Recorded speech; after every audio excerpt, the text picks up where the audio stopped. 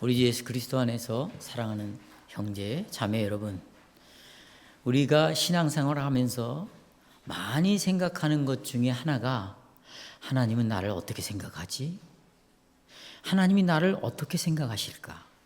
또 교회를 다니는 사람들의 중에 대부분의 사람들이 생각하는 것은 목사가 나를 어떻게 생각할까? 장로가 나를 어떻게 생각하지?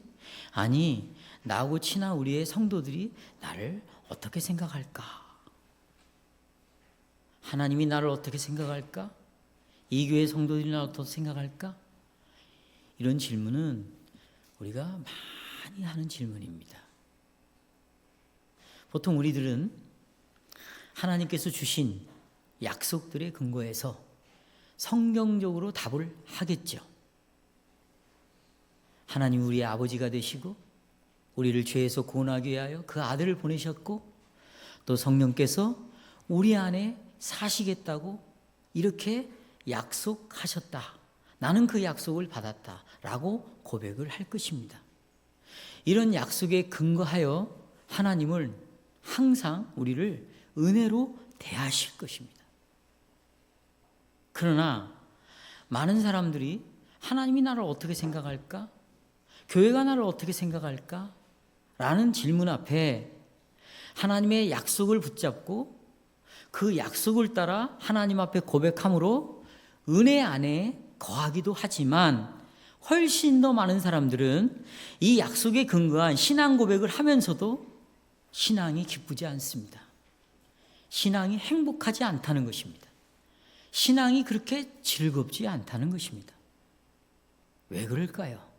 그 이유는 우리의 양심이 이렇게 우리를 고소하는 것이죠. 이 하나님의 계명들을 지금도 계속해서 네가 어기고 있지 않느냐? 너는 이 중에 하나도 지키지 못했지 않느냐? 라고 우리의 양심이 고소하기 때문입니다. 고소하는 양심을 가지고 그래서 하나님은 나를 좋게 보지 않으시리라. 이 교회 성도들이 내가 하는 신앙의 모습을 보고 과연 나를 인정해 주지 않을 거라. 이런 불안한 느낌은 우리를 아주 심하게 괴롭힙니다. 그래서 우리는 우울하게 되고 하나님께서 우리를 기뻐하지 않으신다라는 확신에 이르기까지 나아갑니다. 성도 여러분, 하늘에 계신 하나님께서 여러분은 어떻게 생각하실까요? 바울은 이렇게 말합니다. 그러므로 이제 그리스도 예수 안에 있는 자에게는 결코 정죄함이 없다.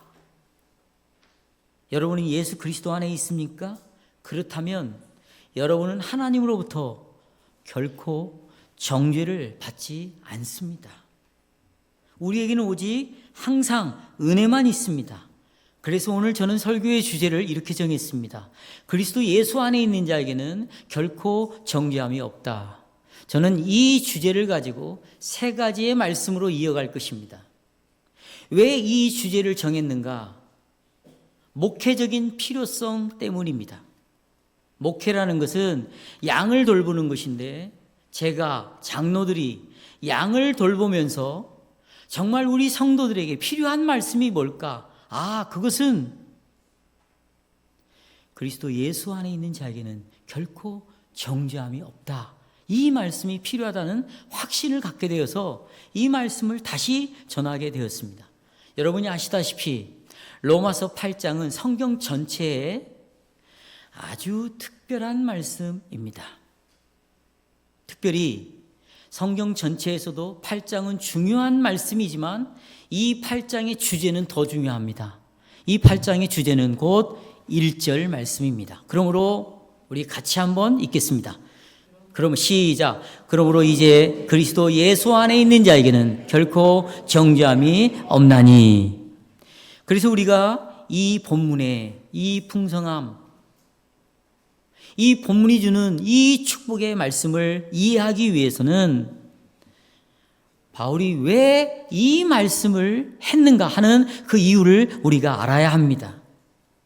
주님이 바울을 감동해서 예수 그리스도 안에 있는 자에게는 결코 정죄함이 없다는 복음을 외치도록 하는, 외칠 수밖에 없는 만드는 그 이유가 무엇일까요?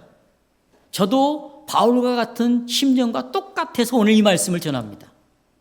두 가지 이유가 있는데, 첫째는 목회적인 이유 때문입니다. 목회적이라는 말은 목자가 양을 돌보는 상황에서 필요하기 때문에 이 말씀을 전한다는 것입니다. 바울은 로마 교회 회중들을 살펴볼 때 그들은 복음도 가지고 있고 하나님의 약속을 붙잡고 있지만 여전히 엄청난 정죄를 계속해서 자기 자신에게 하고 있다는 것을 발견을 했습니다. 그래서 바울은 이런 혼란 가운데 있는 죄인들에게, 그리스도 예수 안에 있는 자에게는 결코 정죄함이 없느니라 라고 말함으로써 안심시키고 싶었던 것입니다. 두 번째 이유는 신학적인 이유입니다.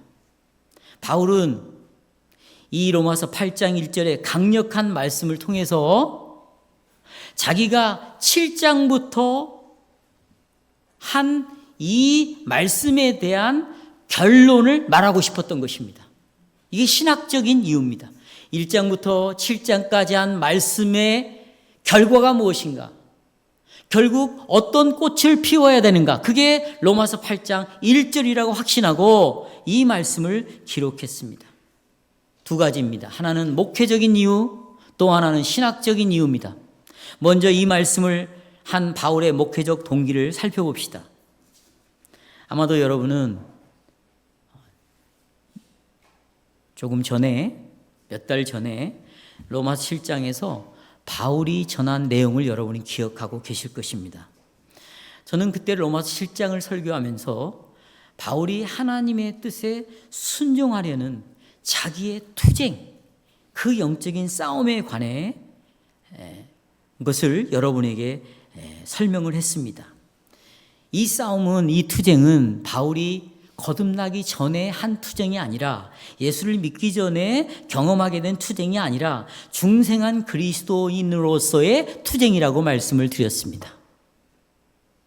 여러분, 로마서 7장이 여러분과 저처럼 예수를 믿고 구원받은 바울의 투쟁이 중생한 투쟁이라면, 로마서 7장은 여러분과 저처럼 그리스도인으로서 우리의 투쟁에 대해서도 말하고 있는 것입니다. 우리는 이번 한 주간 동안에도, 지난 한 주간 동안에도 날마다 이 싸움을 하고 여기를 왔습니다. 자, 15절을 보십시오. 핸드아웃입니다. 7장 15절. 바울은 이런 경험을 했죠. 내가 미워하는 그것을 내가 행하고 있다. 미워하는 것은 죄죠. 19절.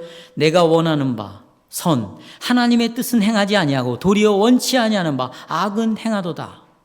우리 자신에게서 발견하는 것은 미워하는 것을 행하는 것이고, 내가 원하는 것은 행하지 아니하고 오히려 악을 행하는 것을 함으로 한 주간 동안에 우리는 좌절을 했습니다. 실망을 했어요. 바울은 이에 대하여 이렇게 말합니다.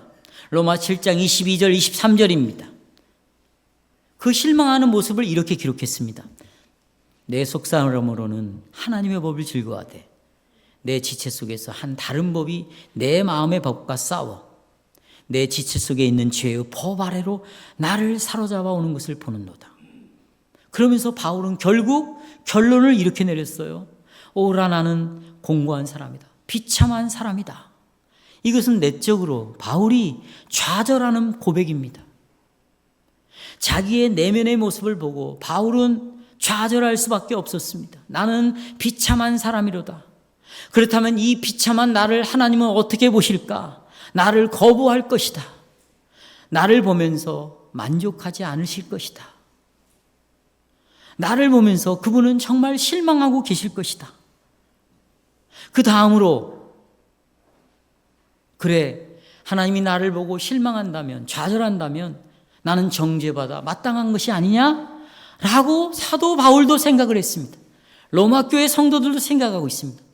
이 교회 성도들도 이런 생각을 가지고 싸우는 사람도 많이 있다고 저는 생각합니다.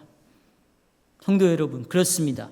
바로 로마 교회 성도들이 그 안에 있는 죄책감을 더 이상 갖지 않도록 하기 위하여 성령께서는 사도 바울을 사로잡아 로마서 8장에서 확신하게 합니다. 죄로 인하여 좌절하고 있고 죄로 인하여 낙담하고 있는 사도 바울이나 성도들에게, 그러므로 이제 그리스도 예수 안에 있는 자에게는 결코 정죄함이 없느니라. 이것이 복음이다. 이것이 구원이다. 이렇게 외치고 있는 것입니다. 그러나 성도 여러분, 참으로 안타깝게도 이런 설교를 듣고 있으면서 또 이런 진리를 이미 알고 믿고 있으면서 내 실제적인 마음은 실제적으로 내 마음에서 일어나는 나의 감정은, 느낌은 이 말씀을 믿지 못하고 살아가고 있다는 것입니다. 이것이 지금 우리의 딜레마인 것입니다. 그러면 이것을 해결하기 위해서 먼저 본문을 따라서 단어 하나하나를 이해할 필요성이 있어요. 특별히 먼저 그리스도 예수 안에 있는 자에게는 결코 정죄함이 없다 라고 말할 때 이 정죄가 말하는 성경적 이 원어의 의미가 무엇인가? 만약에 여러분과 제가 이 시간에 이 정죄라는 단어의 개념을 이해하지 못하고 된다면, 지나간다면 일생 동안 내가 계속해서 경험하는 내 경험을 근거로, 그 속에 일어나는 내 느낌을 근거로, 내 감정을 근거로 계속해서 나를 정죄하고 살아갈 수밖에 없습니다. 이 의미를 파악하지 못한다면 우리는 여전히 죄악됩니다. 그러면 그 죄에 대한 정죄가 또 내 마음속에서 일어날 것입니다. 그러니 오늘 이 시간에 정죄의 의미가 뭔가, 너는 죄인이야 라고 정하는 이 의미가 어떤 뜻인가? 간단합니다, 여러분. 우리의 생활 속에서 늘 듣고 보는 내용이 정죄의 의미입니다. 정죄라는 말은, 이 헬라어 원문은 무슨 뜻이냐면, 우리가 죄를 지으면 판사가 판결을 하고 그 다음에 그 판결한 대로 집행하죠. 판결과 집행, 이것이 정죄입니다. 그 두 가지가 들어있어요. 재판을 하고 재판 결과를 집행하는 것입니다. 바울은 지금 이 두 가지를 담아서 정죄라는 단어로 우리에게 말해주고 있습니다. 첫째는 우리가 예수 그리스도 안에 있는 자들에 대한, 우리가 예수 안에 있습니다. 그런 자들에 대한 하나님의 판결입니다. 하나님이 우리를 어떻게 판결했습니까? 결코 정죄가 없다, 이렇게 판결을 했습니다. 그러면 그 판결의 결과로 우리에게 어떤 형벌을 하나님이 내리실까요? 정죄가 없는데 어떤 형벌을 내릴 수 있을까요? 내릴 수가 없는 것입니다. 그러니까 판결은 정죄의 의미에 있어서 두 가지가 있는데, 첫째, 판결은 죄가 없다. 하나님이 예수님 안에서 판결을 내렸습니다. 그리고 형벌은 더 이상 우리에게 없다. 처벌할 이유가 없다. 이것이 정죄가 없다는 말입니다. 여러분, 우리들은 다 이렇게 생각합니다. 그래, 나는 정죄가 없지. 내가 마지막 심판의 날에 하나님 앞에 섰을 때 하나님은 나를 결코 정죄하지 않는다. 우리 모두는 한 사람도 빠지지 않고 이 확신을 다 하고 있어요. 이것은 놀라운 복음입니다. 그런데 여러분, 지금 내가 살아가고 있는 여기, 지금, 오늘은 심판주께서 나를 굉장히 못마땅하게 여기고 있어. 나에 대해서 만족하지 않고 있어. 내가 하나님 말씀대로 살아가지 않고 있거든. 심판날에는 정죄함이 없다고 확신하지만 지금을 살아가는 현재에서는 하나님이 나에 대해서 만족하지 못하고 있어. 불쾌하게 생각하고 있어. 이 생각을 가지고 있습니다. 그러나 여러분, 우리는 잘못 생각하고 있는 것입니다. 정죄가 없다는 이 판결은 마지막 날 심판대 앞에서 하나님이 내리실 진리입니다. 진실입니다. 정죄가 없습니다. 그러나 바울은 오늘이 중요하다는 것입니다. 지금이 중요하다는 것입니다.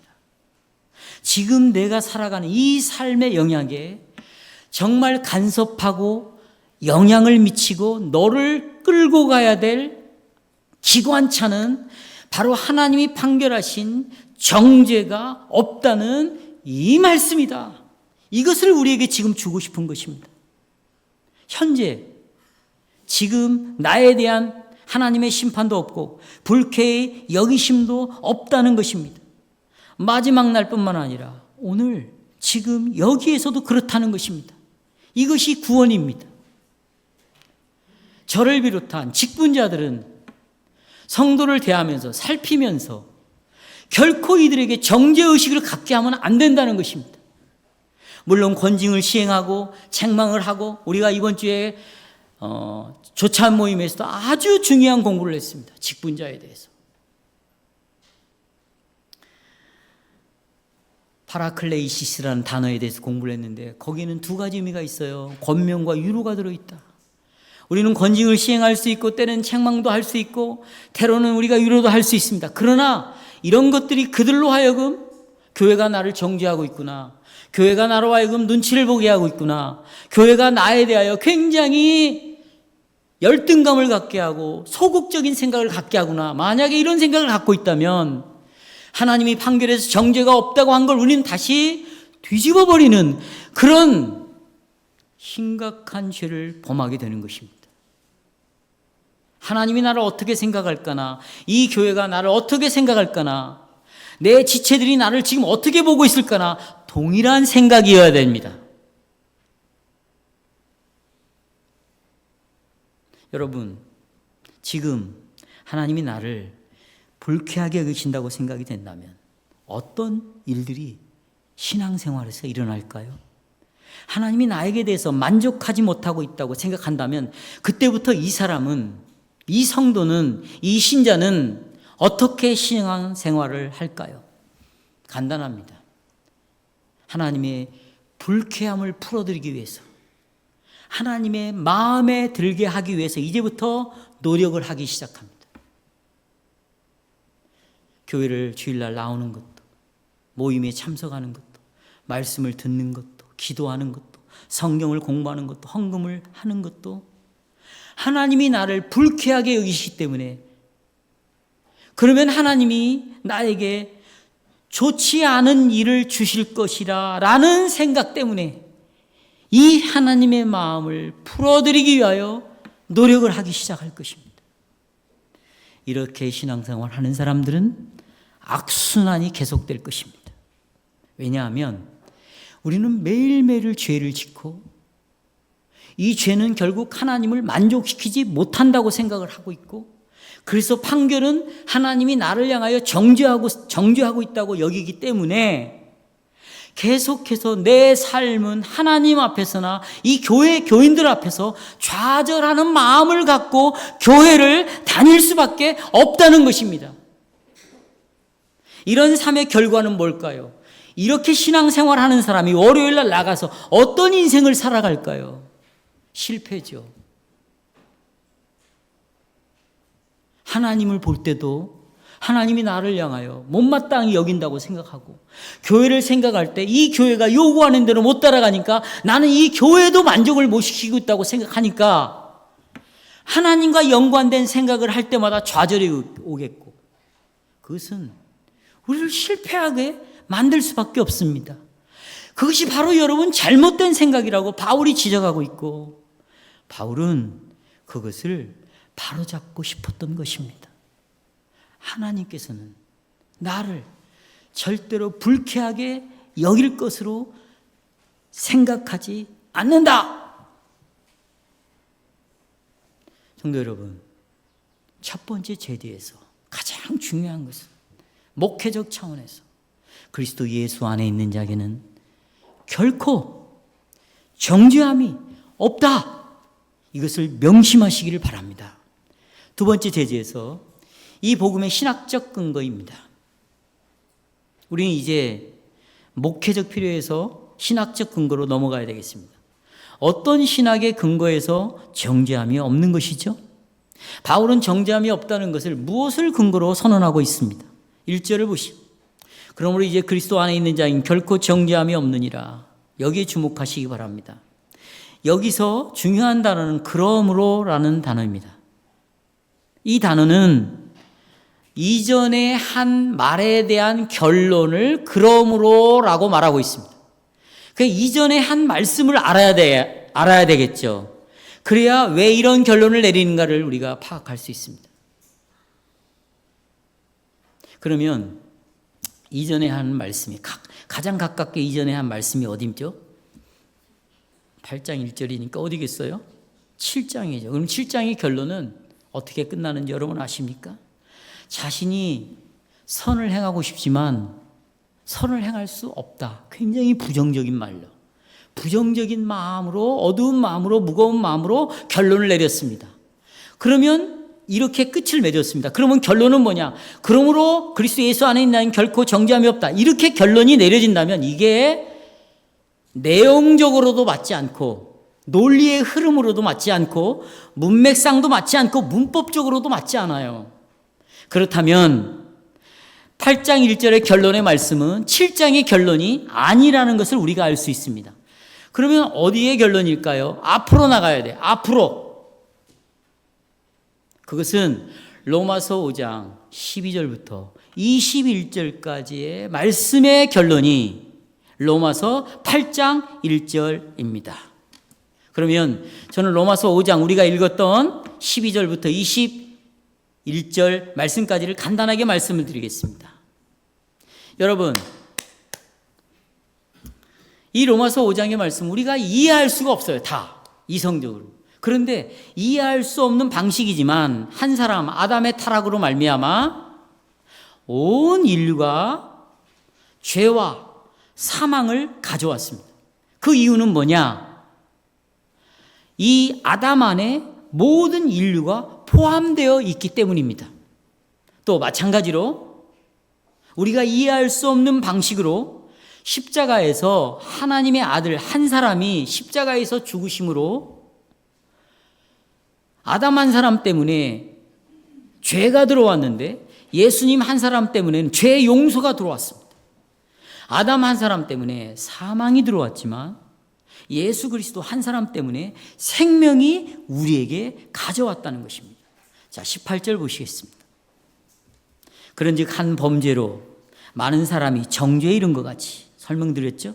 한 사람은 의로운 행위로 말미암아 많은 사람이 의롭다 하심을 받아 생명에 이르렀느니라.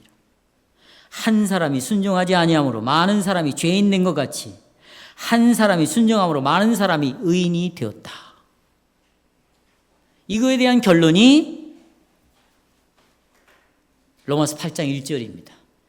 하지만 저는 여기서 좀 복잡하게 여러분을 인도해야 되겠습니다. 복잡하게. 잘 따라오십시오. 로마서 6장과 7장을 말씀드려야 되겠습니다. 보십시오. 로마서 7장은 여기 보세요. 여기 식빵 두 조각이 있습니다. 이쪽 왼쪽에 잡고 있는 빵은 로마서 5장의 빵입니다. 지금 오른쪽에 잡고 있는 빵은 로마서 8장입니다. 그런데 이 빵 사이에 샌드위치니까 여러 가지 것들이 이 안에 들어있는 거죠. 이 들어있는 잼이 로마서 6장, 7장의 말씀이에요. 이것은 굉장히 중요한 신학적인 아주 그 문법적인 구조인데요. 그러니까 6장, 7장은 두 빵 사이에 들어있는 것이죠. 그런데 여러분, 빵 사이에 있는 재료를 빼버리면 만나는 게 뭐냐면 로마서 5장과 몇 장이 만나는 거예요? 8장이 만나는 것입니다. 하지만 이 가운데 내용을 살펴봐야 되겠어요. 여러분 간단합니다. 로마서 6장과 7장은 서론에도 말씀드렸지만 이 지상에서 살아가면서 계속 영적으로 싸우면서 자빠지고 넘어지고 파산되는 내용이 7장에 언급하고 있어요. 그것이 6장과 관련이 되어 있습니다. 이제 그리고 8장에서는 5장에서 말했던 내용에 대한 결론으로 말하는 것입니다. 5장 19절 보십시오. 한 사람이 순종치 아니함으로 많은 사람이 죄인 된 것 같이 한 사람이 순종하심으로 많은 사람이 의인이 되었다. 결론은 뭐냐 그러면 같이 읽겠습니다. 시작. 그러므로 이제 그리스도 예수 안에 있는 자에게는 결코 정죄함이 없다. 우리가 이 바울의 논리를 따라가는 것이 중요합니다. 자, 설명드리겠습니다. 예수 그리스도께서 십자가에 못 박혔을 때 예수님 혼자 죽은 게 아니죠. 그렇죠? 누구와 함께 죽었어요? 우리와 함께 죽었어요. 그 내용이 어디에 나오냐면 6장에 나옵니다. 세례와 연결시켜서 6장에 예수님이 금요일 날 죽으셨을 때 우리도 함께 죽었다. 예수님이 죽은 자, 송장이 되어서 무덤에 들어갔을 때, 장사되었을 때 우리도 예수님과 함께 장사되었다. 예수님이 3일 만에 부활했을 때 우리도 함께 부활했다. 그래서 하나님께서는 이 예수님이 죽으시고 장사되시고 부활하신 이 사역을 통하여 우리의 죄값을 다 치르시고 덮으셨기 때문에 예수님께서 더 이상 아버지로부터 정죄받지 않는 것처럼 이 그리스도 안에 있는 여러분과 저도 예수님과 똑같이 하나님 아버지로부터 정죄받지 않는다. 이것이 로마서 5장에서 하고 싶은 말이에요. 한 사람 순종으로 말미암아 많은 사람이 뭐가 되었다? 의인이 되었다. 우리가 예수 안에 있는 자에게는 예수님이 획득하신 의의를 선물로 나도 받게 되어서 나도 의로운 자가 되었기 때문에 죄가 없는 자가 되었기 때문에 죄값이 다 치러졌기 때문에 하나님이 나를 볼 때 아들을 보는 것처럼 나를 보시고 아들이 죄 문제를 해결하심으로 의로운 자로 서 있는 것처럼 나도 의로운 자로 여기기 때문에 결코 죄가 없다고 보시는 것입니다. 성도 여러분, 그러면 어떻게 그리스도 안에 우리가 있게 되었습니까? 우리가 어떻게 그리스도 안에 있게 되었죠? 많은 사람들은 이렇게 착각합니다. 나는 그리스도 안에 있어야 돼. 나는 지금도 그리스도 밖에 있어. 그리스도가 내 주인이 되어야 되는데 내가 내 주인이 되니까 나는 그리스도 밖에 있다고 생각합니다. 이런 오해를 일으킨 것은 CCC의 사형리입니다. CCC는 교리적으로 큰 문제가 있습니다. 한국교회에 책임을 져야 될 만큼의 심각한 오류를 범했어요. 우리가 그림을 보면, 사형리의 그림을 보면 그 동그라미가 있고 그 안에 의자가 있는데 여기에 누가 있느냐? 내가 있냐? 그리고 나는 그리스도는 밖에 있고 그리스도가 안에 있으면 나는 밖에 있는 거니까 그리스도를 모시라 이렇게 말하는데요. 그것은 교리적으로 맞지 않습니다. 여러분, 그래서 예수를 잘 믿겠다고 하는 사람들은 나는 예수 안에 있어야 되는 위하여 무척 노력을 해야 된다고 생각합니다. 기도해야 되고 성경 봐야 되고 내가 이렇게 살기 위해서 싸워야 되고 그래야 나는 예수 안에 있지. 이 상태로는 나는 예수 밖에 있다고 생각하는 거죠. 이것이 바로 여러분의 생각이에요. 그러면 어떻게 예수 안에 있는가를 알아야죠. 그래야 내가 지금 어디에 있는가를 확인할 수 있죠. 1절 2절부터 보시면 그 이유를 말하고 있어요. 2절 보세요. 이는 이라는 말이 나오죠. 이것은 왜냐하면 네가 어떻게 예수 안에 있게 되었는가? 왜냐하면 어떻게 1절에서 정죄가 없게 되었는가? 왜냐하면 2절에 그러면서 두 가지 법을 말합니다. 하나는 내가 예수 안에 있는 것, 내가 정죄받지 않는 그 이유가 뭔가? 두 가지. 하나는 예수 안에 있는 자에게는 생명의 성령의 법이 있다. 또 다른 한편으로는 죄와 사망의 법이 있다. 여기 법이라고 할 때 모세의 율법이나 구약의 법을 절대 생각해서는 안 됩니다. 이 단어의 뜻이 그런 의미가 아니에요. 이 단어의 뜻은 뭐냐? 여러분, 이것도 어렵지 않아요. 지금 우리가 늘 뉴스를 보면 늘 듣는 이야기예요. 이 법이라는 이 단어의 뜻은 뭐냐면, 여러분, 법이 만들어지잖아요. 그러면 이 법 안에는요 원리가 있는 거예요. 예를 들자면 이런 거죠. 실정법에 국가보안법이라는 것이 있어요. 북한을 찬양하면 안 된다. 여기는 원리가 있는 거예요. 그렇죠? 우리는 민주주의를 추구하고 있는데 공산주의를 따르면 안 된다는 원리가 이 안에 들어있는 거죠. 그러니까 법에는 어떤 원리가 있어요. 교통법규에도 원리가 있습니다. 모든 법에는 원리가 있습니다. 또 하나, 이 법이라는 단어 속에는 원리에 더하여 또 한 가지가 있는데, 이 법을 만든 사람이 있어요. 그리고 법을 가지고 계속해서 이끌어가는 정권이 있습니다. 법을 이끌어가는 정권이 있죠. 여러분, 정권이 바뀌면 이 법에 근거해서 정권은 백성을 끌고 가게 되어 있습니다. 법에는 원리가 있다. 법에는 그 법을 끌고 가는 정권이 있다. 그런 것처럼 보십시오, 이제. 따라서 예수 안에 있는 어떤 법이냐? 첫째, 생명의 성령의 법이 있다는 거예요. 이 법의 원리는 생명으로 끌고 간다는 거예요.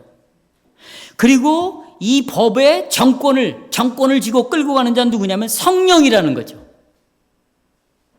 이해하시겠어요? 여러분, 전 정당도 잘 기억이 안 나는데, 민주당 있죠? 민주당이 대통령이 되면 여러분, 민주당이 정권을 갖고 끌고 가잖아요. 그렇죠? 한국 또 국민당이 끌고 가면 국민당이 정권을 갖고 끌고 가잖아요. 그런데 여기 보면 성령의 법이니까 이 법의 정권을 누가 쥐고 있는 거예요? 성령이 쥐고 있는 거죠. 또 하나 보십시오. 다른 법. 또 하나는 죄와 사망의 법입니다. 이 죄는 늘 우리를 어디로 끌고 가냐면 사망으로 끌고 가는 거죠. 그런데 이 사망의 법을, 정권을 가지고 끌고 가는 것이 뭐냐? 죄라는 놈이라는 거예요. 그리고 로마서 5장 21절에 죄가 사망 안에서 왕 노릇한다. 그러니까 죄가 왕이면 이 왕, 죄라는 놈은 우리를 죽음으로 끌고 가는 거예요. 왜냐하면 창세기 2장 17절에 이걸 먹는 날에 정령 뭐하리라? 죽으리라. 그래서 죄의 싹은 뭐가 오는 겁니까? 사망이 오는 것입니다. 성도 여러분, 그러나 이제 그리스도께서 죄라고 불리우는 이 권세자, 이 정권, 이 왕을 예수님께서 이기셨습니다. 예수님이 십자가에 죽으시고, 그래서 여러분이 예수님이 하신 일을 현재 내 삶 속에서 믿음으로 고백하고 살아야 되는 거예요. 왜냐하면 우리가 날마다 죄를 지으니까, 그래, 내가 죄를 지었다. 그런데 예수님이 죄값을 치르기 위해 죽었다. 그리고 이 죄라는 놈을 이기고 승리했다. 죄라는 왕을 이겼다. 어떻게? 부활하심으로. 그래서 이제 보세요. 나는 더 이상 죄라는 통치자를 따라 죄의 종노릇해서는 안 되는 자가 되었다. 이겁니다. 대신에 나는 새로운 주인을 따라 살아가는데, 그 새로운 주인이 누구냐? 나는 성령을 따라, 뭘 따라? 성령을 따라 이제는 하나님의 말씀에 순종하게 되었다. 그래서 5절을 보십시오. 5절, 8장 5절. 육신을 따르는 자는 육신의 일을. 이제 새로운 권세자, 왕을 따라가는, 성령을 따르는 자는 성령의 일을 생각하고 살아가는 거예요. 이제 성령을 따라가는 자가 되었어요. 정권이 바뀐 거죠. 육신을 따르는 것은 죄라 불리우는 옛 주인에 순종하는 것입니다. 여러분, 우리가 살아가면서요, 대부분은 아니지만 육신적인 생각을 하는 거예요. 상상을 하고 육신적인 마음을 가지고 육신적인 생각을 하고 그걸 입으로 표현하고 대화를, 육신적인 대화를 하고. 여러분, 그럴 수 있습니다. 그렇다고 거듭나지 않은 자가 아니에요. 하지만 어떻게 나는 그리스도 안에 있게 되었습니까? 사망의 생명의 법에서 예수님이 승리하시고 사망을 이기셨습니다. 죄를 이기셨습니다.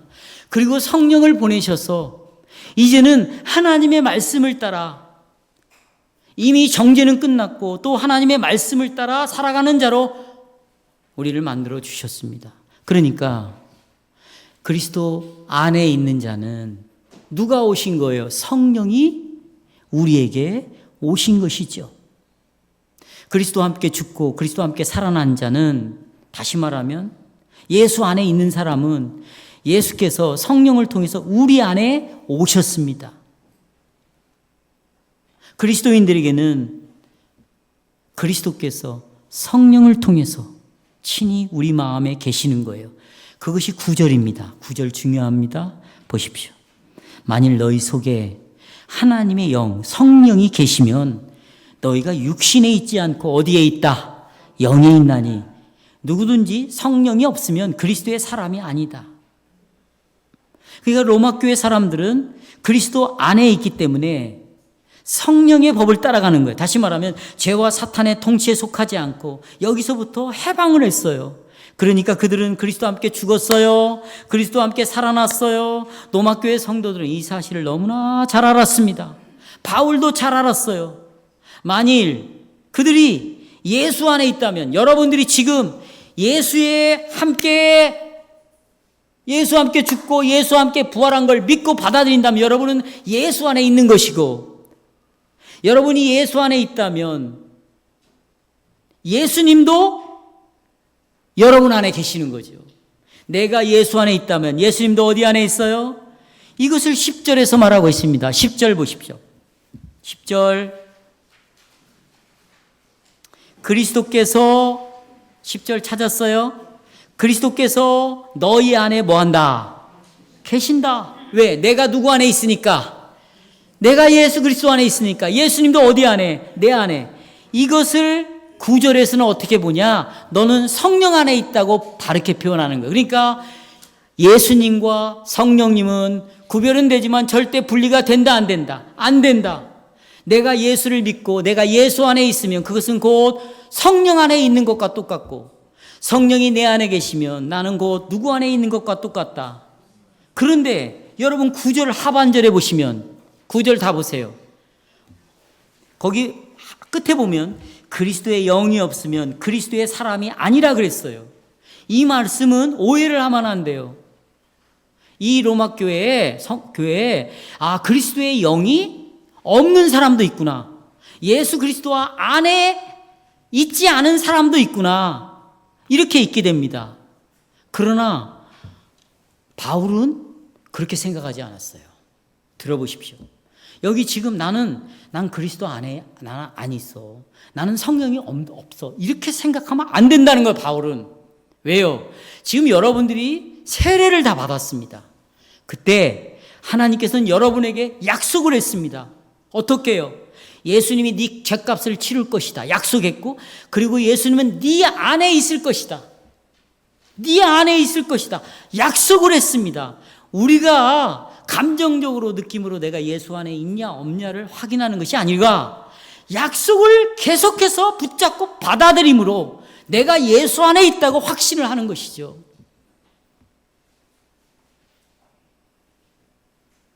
성도 여러분, 우리는 그리스도 예수 안에 있는 자들입니다. 그러나 완전하지 않습니다. 완전하지 않아요.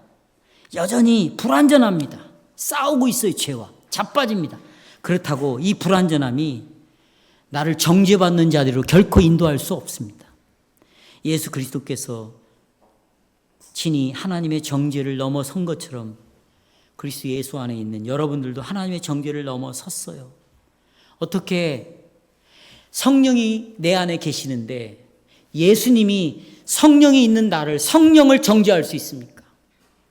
예수님이 내 안에 계시는데 예수님이 어떻게 하여튼 성령이 예수를 정죄할 수 없고 예수님이 성령을 정죄할 수 없고 하나님이 성령과 예수를 정죄할 수 있어요, 없어요? 없습니다. 그래서 마지막 중요한 건 요점이 뭐냐? 이 복음에 여러분이 확신을 가져야 됩니다. 여러분, 이 로마 교회 성도들은 각자 개인이 이 확신을 가졌어요. 예수 안에 있는 자에게는 결코 정죄함이 없다는 이 복음을 여러분 각자가 스스로 받아들여야 돼요. 받아들여야 됩니다. 그러면 1절의 말씀이 나에게도 해당된다는 것을 어떻게 알 수 있을까요? 바울이 그리고 로마 교회 성도들이 어떻게 그리스도 예수 안에 있다는 걸 알 수 있었을까요? 결론입니다. 여러분이 내가 지금 예수 안에 있다는 걸 어떻게 알 수 있어요? 그것은 15절에 나옵니다. 15절을 보십시오. 바울은 로마 교회 성도들이 하나님을 누구라고 불렀어요? 아빠, 아버지라고 불렀어요. 로마 교회 성도들은 그래서 자기네들이 아버지의 자녀라는 것을 알았어요. 그러면 어떻게 하나님이 내 아버지라는 걸 알았을까요? 내가 어떻게 하나님의 자녀라는 걸 알았을까요? 바로 약속을 붙잡았다는 거예요. 약속을 붙잡았습니다. 약속을. 여러분들이 세례를 받을 때 여러분들은 다 하나님의 언약적인 약속을 다 받았어요. 하나님이 우리의 아버지가 되시기로 약속하셨습니다. 예수님이 우리를 죄에서 건져주시기로 약속을 받았습니다. 성령이 우리 안에 사신다고 약속을 받았습니다. 이 약속을 여러분이 지금 다 가지고 있어요. 그렇기 때문에 이제 여러분들은 약속을 붙잡아야 되고 이 약속을 받아들여야 돼요. 그들이 어디 안에 있는 것입니까? 약속 안에 있는 자고 그리스도 안에 있는 자입니다. 그래서 여러분들이 지금 이 약속을 믿고 있기 때문에 예수에 관한 약속을, 성령에 관한 약속, 예수님이 나를 구원하신다는 약속, 성령이 내 안에 계신다는 약속을 믿고 있기 때문에 그 성령은 예수님으로 말미암아 여러분의 입을 열어 따라서 하십시오. 하나님, 아버지라고 지금 말하고 있는 것입니다.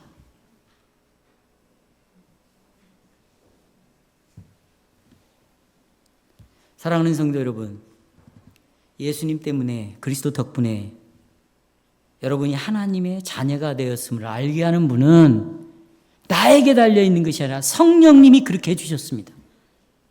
그리스도의 영은 예수님 안에 있진, 여보세요. 성령은요, 예수 안에 있지 않는 사람 속에서 절대로 역사하지 않습니다. 여러분이 예수 안에 있기 때문에 하나님을 아버지로 믿게 한 것입니다. 그렇다면 예수님 때문에 성령이 오셨고 성령이 하나님을 아버지라고 부르는 자를 결코 정죄하지 않는다는 것을 기억하시기 바랍니다. 우리의 귓가에 계속해서 그리스도 예수 안에 있는 자는 결코 정죄함이 없다는 이 말씀을 들리게 하십시오. 여러분의 가족들에게, 성도의 교제인 교회에게 반복해서 외워서 서로가 서로에게 그리스도 예수 안에 있는 자에게는 결코 하나님이 나를 정죄하지 않는다. 나를 보시고 반대로 만족해하고 있다. 나를 보고 기뻐하신다. 나로 인하여 기쁨을 잊지 못하고 있다. 나는 하나님 앞에 잘 보여서 하나님의 마음을 풀어서 정죄가 해결되는 것이 아니라 예수님이 이미 이루어 놓으신 것을 나는 믿는 것이고 그 믿음을 일으키신 성령이시고 성령은 내 안에서 그 결과로 하나님을 아버지라고 부르게 하셨고 그리고 그 아버지는 나를 변함없이 사랑하고 있다는 이 복음, 그러므로 이제 그리스도 예수 안에 있는 자에게는 결코 정죄함이 없느니라.